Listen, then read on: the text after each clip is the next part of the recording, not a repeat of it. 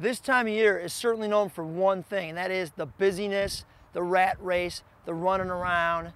It seems like every year Christmas gets more chaotic, more chaotic, more chaotic. People are just going nuts all over the place. I was reading this book by an author named Sue Monk Kidd. It's called When the Heart Waits.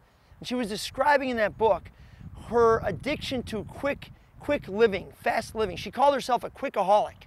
And she said it even applies to her walk with Jesus, her spirituality. She's a Quickaholic spiritual person. She needs everything to happen fast. So in order to kind of combat this, she went off to a monastery and she just wanted to be quiet and just to kind of slow down and see if she could hear God and really wait for Him.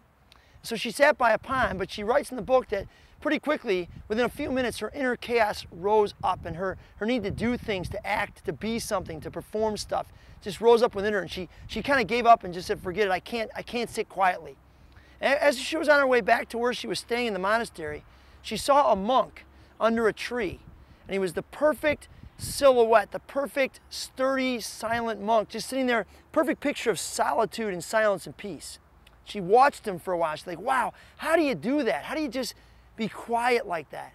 So she went up to him at dinner and she said, you know, man, sir, how do you do this? I was watching you before on my way back from the lake, and you were just this perfect picture of solitude, just waiting for God to speak to you. How do you do this? She said, I can't get used to doing nothing. And the monk looked her in the eye and he said, now there's your problem, young lady. You think that when you're waiting, you're doing nothing.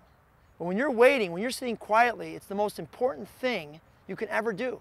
Because when you're waiting, when you're quiet, you're allowing your soul to grow up. Wow, that's profound. How many of us have souls that are this deep or really young because we never can sit quietly and just soak in the Lord? It seems like Christmas is a time when we're supposed to get quiet, sit before Him, wait for God. Will you allow your soul to grow up this Christmas? Will you sit quietly and let your soul grow up?